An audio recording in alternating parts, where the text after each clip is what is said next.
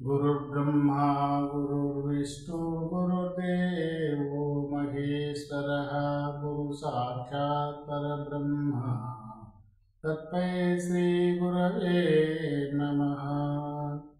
काशी गुरुनानं सद्गुरुं भजे, नागदासार्य सद्गुरुं भजे, सर्वात्मस्वरूपस्य सदानन्दराजयोगीश्वरं गुरुं भजे, श्रीकृष्ण परमात्म सद्गुरुं भजे।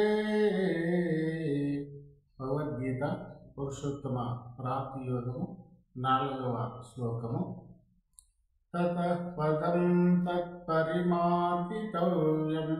యస్మిన్ గతా నివర్తంతే భూయః తమేవ చాద్యం పురుషం ప్రపద్యే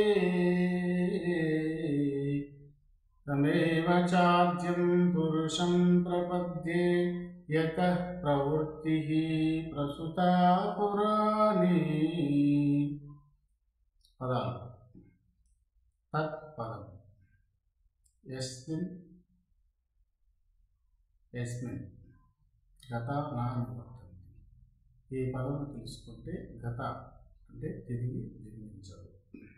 తత్పరి మార్గితవ్యం అంటే ఆ పదాన్ని అన్వేషించి తెలుసుకోవడం.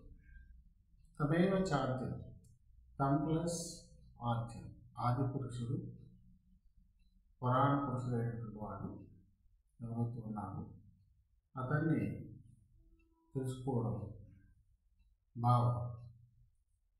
ఈ శ్లోకమునందు తత్పదము అని ఒకటే చెప్పబడింది. తత్పదము, తొంపదము, అస్పదము ఈ 3 పదాల యొక్క భావమును దర్శనాత్మకంగా చూపించబడేటువంటి వారే నిజగురు. ఈ 3 పదాలను తెలుసుకున్న తర్వాత దానికి అతీతమైనటువంటి దాన్ని పదము అన్నారు.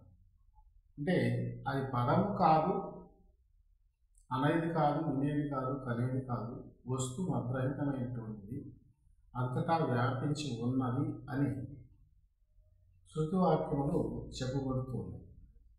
అయితే అట్టి పదాన్ని పొందిన వారు తిరిగి జన్మించదనేది భావం. అయితే ఇక్కడ ఈ ప్రకృతి, జీవరాశులు, చర అచర మొత్తము ఎవరి వలన పుట్టి పెరిగి వ్యాపించి ఉన్నవో అట్టి పురాణ పురుషుని యొక్క అనుగ్రహము చేత తత్పదము, తొంపదము, అస్పదము దర్శించి దానికి అతీతమైనటువంటి పదాన్ని ఎవరైతే తెలుసుకోగలుగుతారో అటువంటి వారు తిరిగి జన్మించరని భావము.